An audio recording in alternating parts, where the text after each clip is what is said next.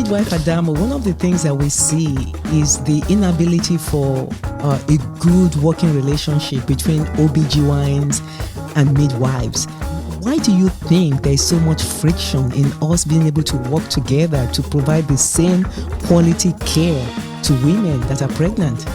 Just off the cuff thinking about it, it's just different. It's just different groups. So you've got your OB providers, your OB physicians, and you got midwives over here. And, on my end, midwives are trained in normal. We're trained to take care of normal and keep it real and keep it natural. And on my end is that midwives, and I'm not saying that OB providers don't look at birth like this, but, midwives, a lot of the midwives, not all of them, but many of them I work with, they see birth as sacred. I mean, it's sacred. We're not, when we're going to have a baby, we're not taking out your gallbladder. It's not the same thing. We are bringing forth life, and it's a passageway for this woman to bring forth this life within her. And it really gets into this very spiritual realm within this woman, whereas midwives are taught, and other midwives mentor midwives to just really carry the flame or the sacred flame. Where to me, and I could be, nothing's 100%, but I have noticed, like OB physicians, you're taught to abnormal and pathology, and make sure you recognize it and manage it. You're going to, to manage it, and we do need that. So there sort of can be a disconnect, because as midwives, we're wanting to keep it normal and keep everything normal, but you can't ignore pathology to keep something normal. But I was just mentioning midwives aren't always accepted in OB groups, so 'cause we don't have the same amount of knowledge. I don't profess to have the same amount of knowledge as, say, one of the physician I work with up home, or even yourself. I don't have the same amount of training that you have.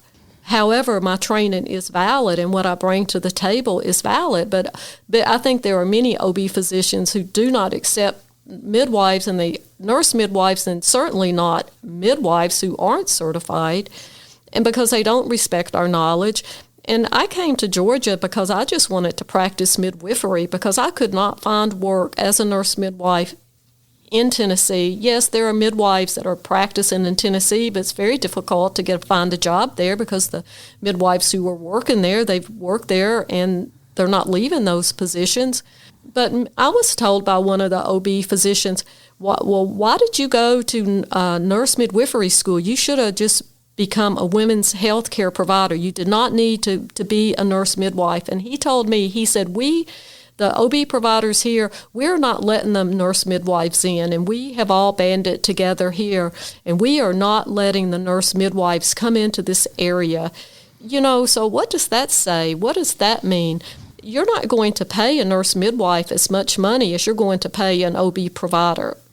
We can take care of a lot of normal things and let you take care of the high risk, or us work together to figure out what's what. And I think that's the key. We need to work together, because talking as an obstetrician gynecologist, we have been taught to recognize abnormality.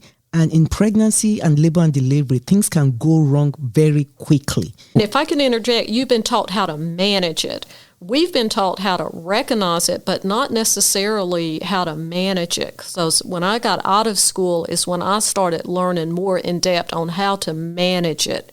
You cannot ignore it. You cannot ignore somebody's high blood pressure. You cannot ignore that she has a severe headache. You cannot ignore obesity. Obesity is a problem.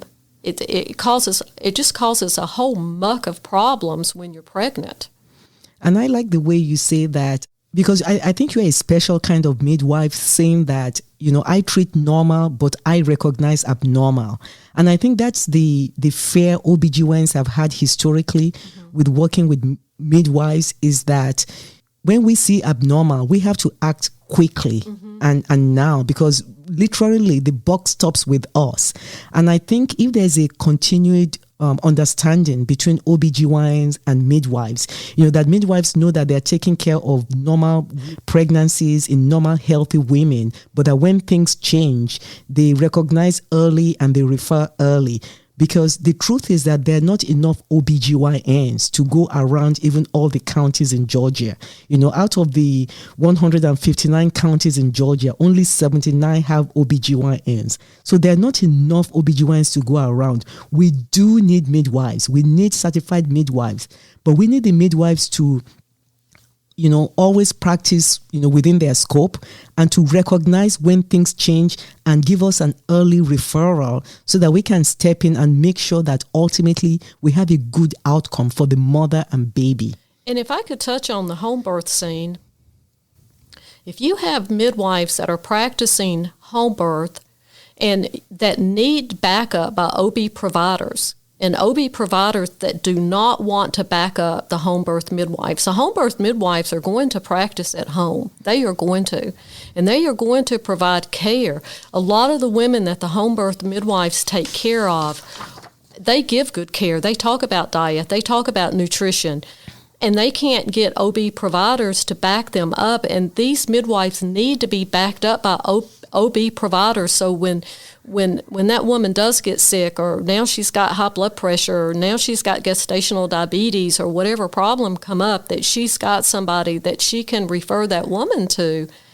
And many of the OB providers are reluctant. They do not want anything to do with the home birth midwives, even though there are many women who go to home birth midwives. Yeah, that's true, because in a position statement that was made by the American College of Nurse Midwives about planned home births, they did say that, while more than 98% of women in the United States give birth in hospitals, some families prefer to give birth at home.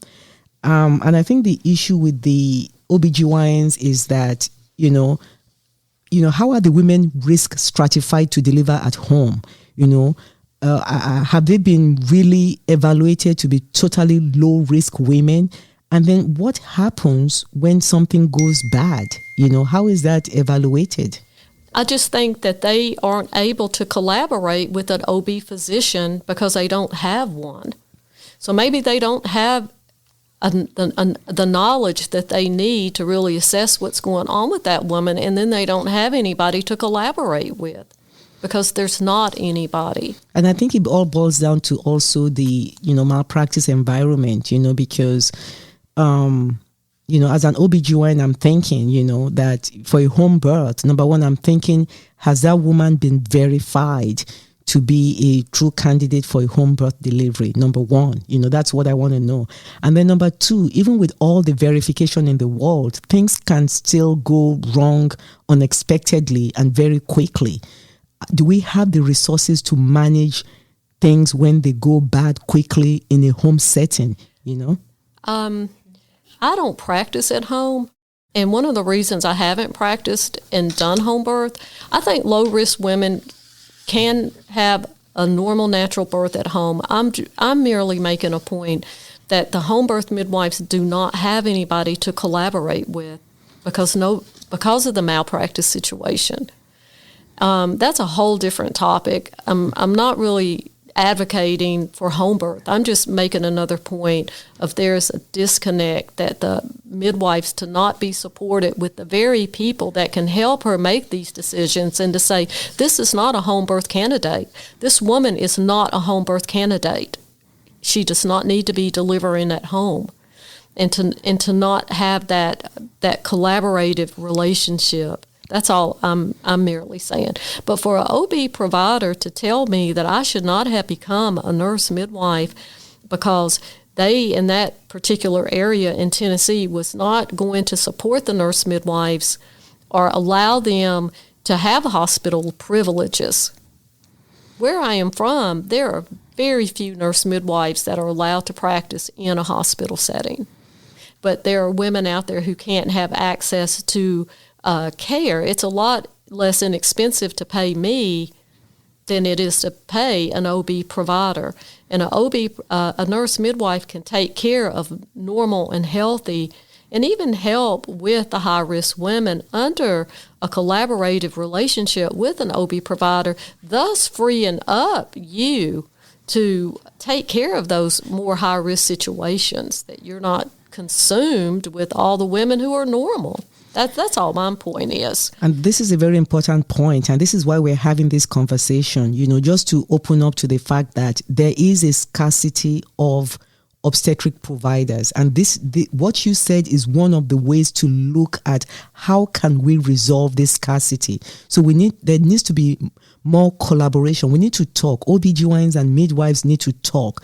The midwives need to understand what our barriers and our fears are as OBGYNs. Why are we not backing up certain things that midwives are doing?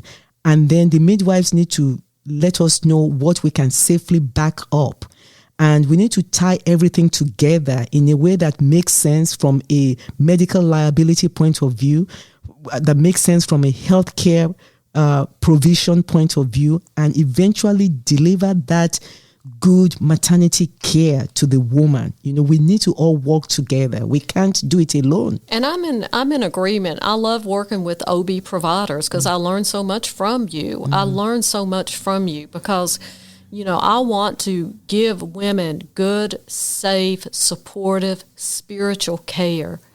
And I do not want anything to happen to a woman because my skill level was not high enough that I didn't recognize or have some support from someone who could identify what was wrong with that woman, and then she die because I didn't know what was wrong with her. And then I couldn't collaborate with somebody or didn't have somebody who I could collaborate with because I just didn't have that skill. And I do think that midwives need to be recognize what their skills are and what their skills are not. And I do not agree with women who are not home birth candidates to be having birth in the home. I just do not. There's too many things can go wrong down there, and there you are in a situation trying to get to a hospital. And, Midwife Ellen, thank you so much. This is why if you have any input, please send us an email, info@bcfndfoundation.org. We want to try to get to the bottom of this problem.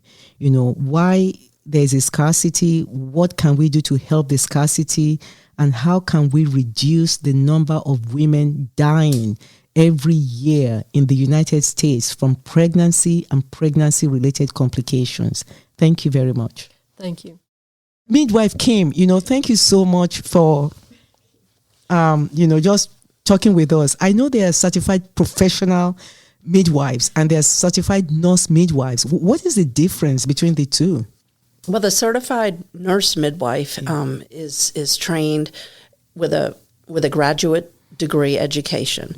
The certified professional midwife they have a component of didactic, but then they also have a number of years that they have to work with their preceptor in the home environment in order to get their numbers to sit down. And they also take a national certification test.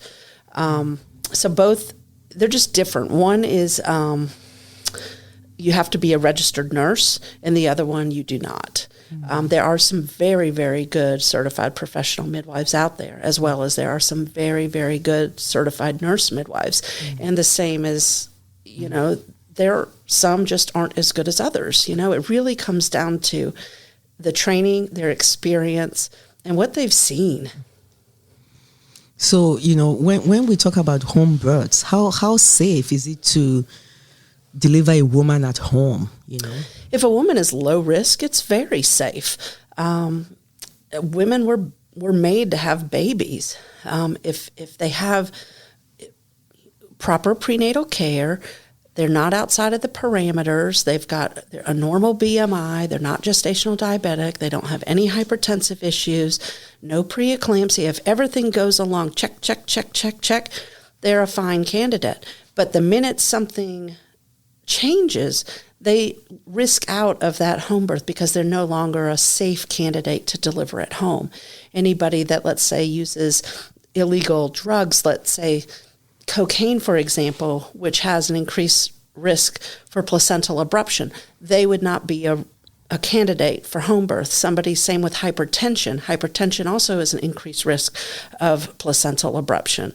Same with diabetes. There's issues with the baby after birth because diabetic mothers, their babies don't always have enough surfactant, and they have transitional issues or tachypnea of the newborn. So those are issues that we as providers need to look at before we say to a woman, you are safe to have a baby at home. With that said, I will say the caveat, birth, you never know what's going to happen in birth. Okay, so if things happen in birth that you're not ready for, you have to be trained for that emergent situation. And that's why for home birth, you always have 2 providers who are trained in neonatal resuscitation and that are trained for a quick transfer if needed. The other thing is to transfer early. So if you're going to be at home and the labor isn't going as you want it to, you transfer early to prevent any issues. Now, me as an OBGYN, in this age of modern obstetrics, I'm finding it difficult to wrap my head around delivering at home, because when things go bad, they go bad very quickly. What if you don't have that time to transfer or to recover from what is going bad and, you have a bad outcome? What if the mother dies or the baby dies because you just couldn't respond quickly Those are enough? assumed risks. Women who home birth, they take that assumed risk. They are basically responsible for their decision to home birth. We as providers are responsible for the risk-benefit ratio of when to tell them you are no longer a candidate. And if you can't, a lot of nurse midwives and certified professional midwives, they really want to help their patient, and they get a little bit blindsided and they forget about, this person really isn't a candidate. That's what you have to be careful of. You really want to advocate for that woman, but at the same time, you need to be looking out for her well-being, that she may be blind too. In other words, if she needs to go on a transfer, she needs to go. If she needs to be risked out of pregnancy at home, she needs to be transferred or collaboratively cared with another OB provider. Bad things happen, and sometimes you can't prevent them. So that is an assumed risk. Most home births are very successful. It's those that are the ones you hear about that don't do well are the ones where the risk assessment wasn't done appropriately for the majority of them. But like anything else, you can have a bad outcome in a hospital as well. And statistics show that home birth is safe.